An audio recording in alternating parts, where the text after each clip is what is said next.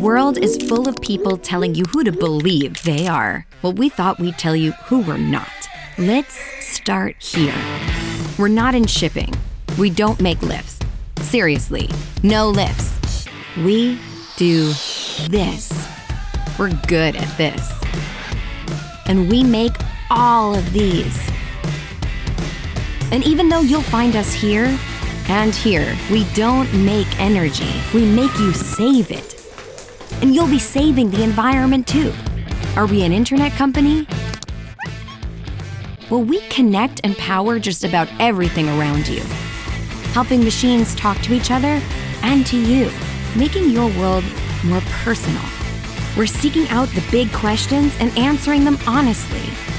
Like, how can we make the most of our energy and resources? Or can we make access to energy and digital basic human rights? We're real people, employees, developers, partners, investors, and inventors, all passionate about doing what's right. We're open. Humans of all sorts from all over, learning from each other and about each other. We're not here to save the world. It'll go on with or without us. We're here to be your digital partner for sustainability and efficiency, to ensure life is on everywhere, for everyone, at every moment. Good morning, good afternoon, everyone. I'm Robert Auffray. I'm in Schneider Electric, and I'm the digital leader for the UNIFY business transformation at Schneider Electric. First, before I go into the UNIFY program itself, a few words about Schneider Electric. Our purpose is to empower all to do the most of our energy and resources, bridging progress and sustainability for all. At Schneider, we call that Life is On. And our mission is to be your digital partner for sustainability and efficiency. Our business in 2022, which was 34 billion, really spans across two major businesses. On one side, energy management, on the other side, industrial automation, with energy transition, Industry 4.0, and it's a very balanced business on sustainability and efficiency. Our revenues are also very balanced across the different markets and geographies, which make us a truly global company. And today we have over 135,000 employees in more than 100 countries. Now I'm going to talk about this unified business transformation. So the scope of this transformation is mostly France, Europe, international operations, so about 80 countries. And we are going to dramatically change how we operate at Schneider. Because to continue our growth, we need to simplify. And to simplify, we have decided to launch this business transformation, which will aim to really standardize how we operate in the company. So it's a business transformation, and we are going to set the foundation for a more integrated, future-ready, and simpler company for the next 20 years.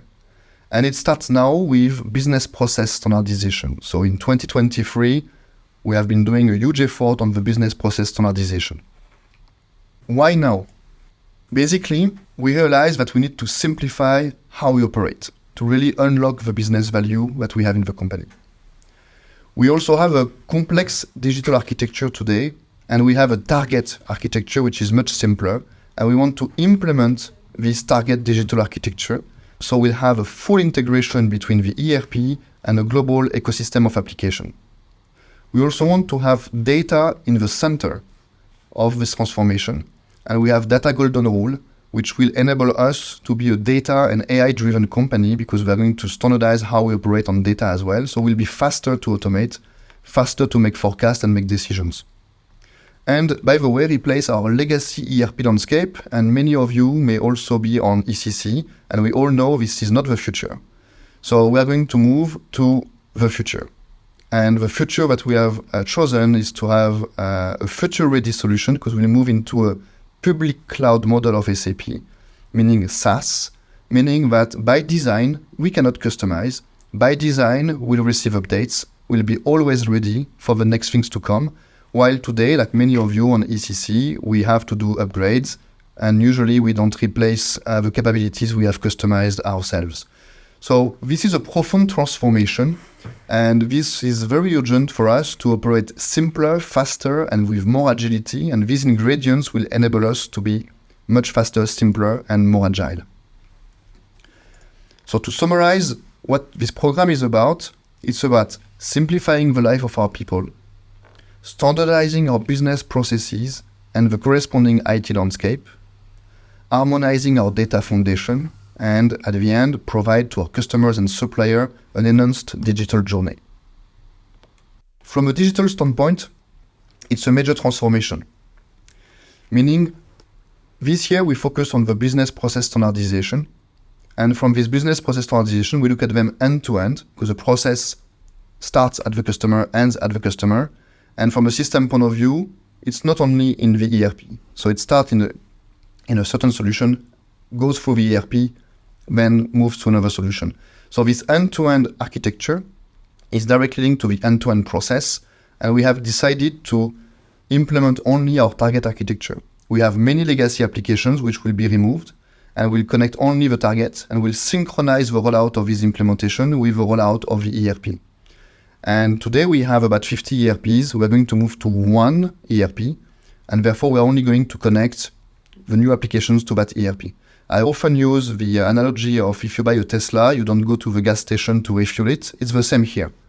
We're going to put in our digital core the public cloud of SAP, and we are going to integrate that public cloud of SAP only to our target solutions, and we are going to eliminate all the legacy applications that we have in the company.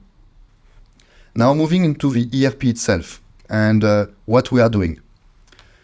We have started our journey years ago, and like many of you, you may have multiple ERPs and you have consolidated the ERPs one after the other. We have to take into account the history of every company, and every company is different. In our case, we are a company who has grown a lot via acquisitions. And with all these acquisitions, we inherited many systems, and especially ERPs, and we didn't integrate all of them. So therefore, we have what we call a federation of ERPs, which are the major ones, where we run the majority of our business, and we consolidate into this federation. It takes time. And at a point in time, we realized we don't operate the same way in each of these solutions because we have process complexity and fragmentation in the company. And as we want to standardize how we operate, it's the time to standardize our ERP. And we could have done like every other company and continue to standardize within the current ERP in which we are. This is incremental. We have decided to make a big bet and to jump ahead of the market several years by adopting the latest ERP from SAP. I mean, if we really want to be future ready, why don't we go directly to the ERP of the future? So, working with SAP executives, we came to the conclusion that the SAP public cloud will be the right solution to bet on. Why that? Very simple. First, it's cloud, meaning it's always up to date. We will have updates twice per year. We cannot escape them. When we do an upgrade, it's not just a one-to-one like we had in the past with plenty of customization. We just take the capabilities as they come, and they will be available for everybody. So it will be much faster to adopt the new and the best capabilities from the market. Second, SAP has engineered that solution for many years. SAP actually took from the ECC and S4HANA experience all the industry best practices. What is being used, actually, really used in the different industries to come to a public cloud solution. So at Schneider, we realized why we don't adopt these industry best practices. I mean, we don't need to be creative in accounting. I mean, every company does accounting. So why can't we just take the best practices from the market, adopt them, and run our business like this? And actually, for most of the area, we can adopt the industry market best practices. And we can also continue to influence them and make sure that we enhance the solution together with SAP so that the solution continue to evolve over time.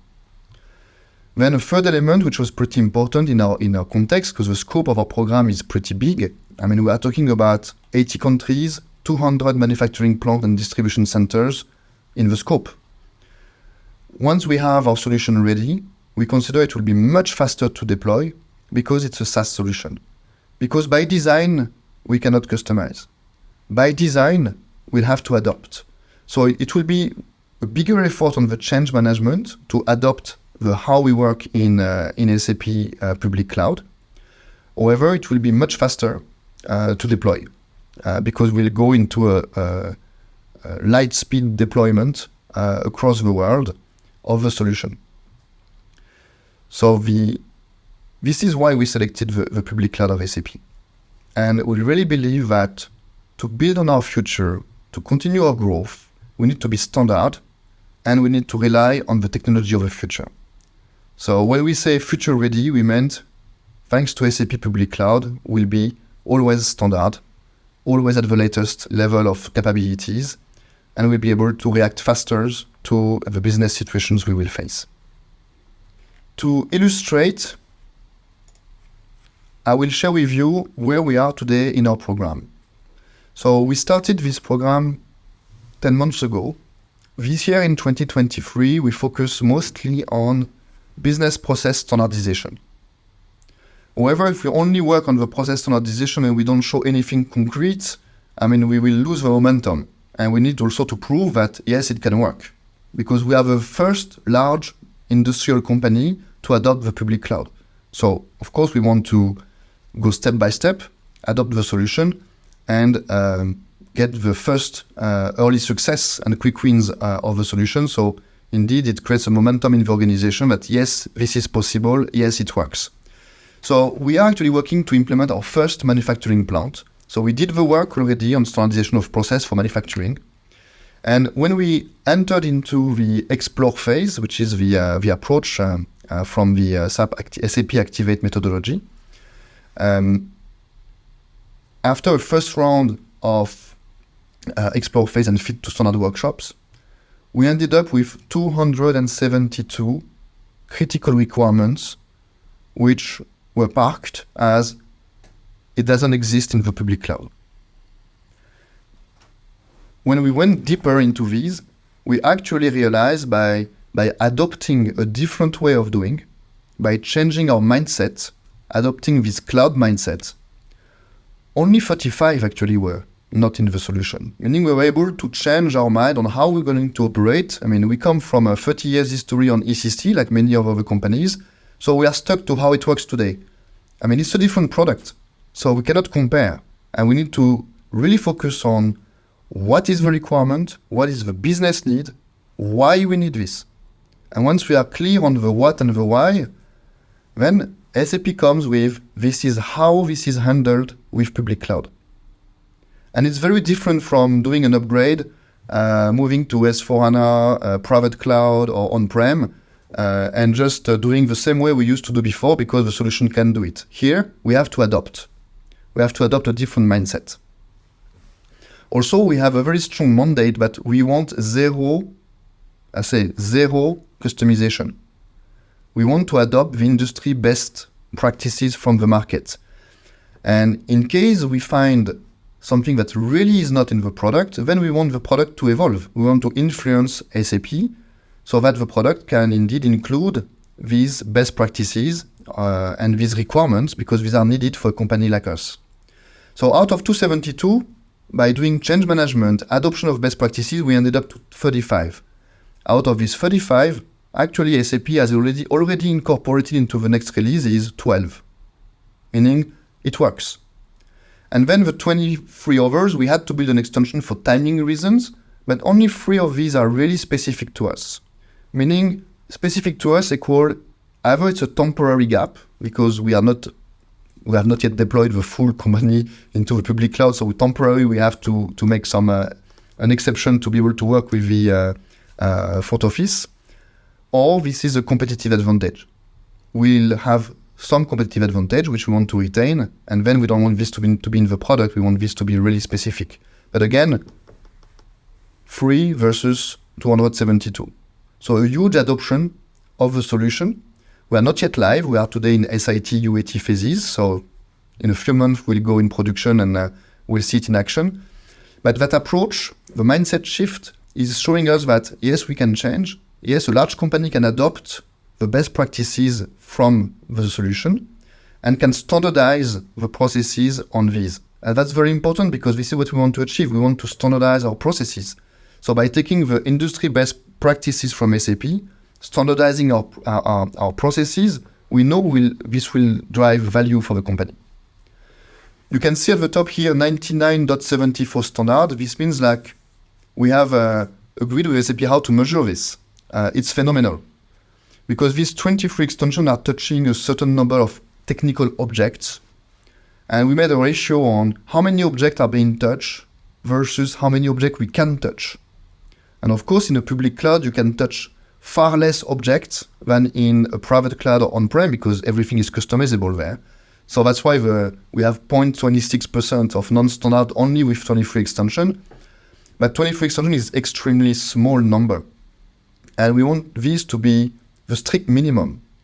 To adopt this, we actually have put in place a governance in our fit to standard, which is like any deviation to the standard has to be approved by the steering committee of the program. In our steering committee, we have 7 ExCom members of the company. Meaning like if anybody thinks that there is a valid need to be different, it will have to come to the ExCom members in the steerco to make the final decision. And we are following a very, very strict decision authority process in which SAP is with us. So we have SAP and the different process experts of Schneider in a weekly meeting to review what is going to go or not go to our ExCom sponsors for a request for exception. And obviously, you see we have very, very few going. So it's a process, it's new, it takes time. So the first plant actually takes a long time. I mean, we could be faster if we had developed 100 extensions, but we don't want to develop extensions. So really the intent is we are going to standardize, and change takes time. Change management is going to be the name of the game, and the success of this program is what are we going to change in how we operate. So as a summary, we have 3, I would say, tagline in this project. Fit to standard, adopt, not adapt, and future ready. And we strongly believe that integration, standardization of the processes, data, and the digital architecture drive business value. And this is why we do this. And although we know it takes time at the beginning, we'll be much faster in implementation because we'll be standard everywhere in the company. So this is what I had planned for you today. I hope you enjoyed the session and you are convinced that SAP Public Cloud is the future of ERP, and you should start to think about how you could standardize your processes to adopt a cloud mindset and the future of the ERP's SAP Public Cloud. I wish you a very good decade. I hope the next session will be as interesting and you join us in this fabulous journey. Thank you and goodbye.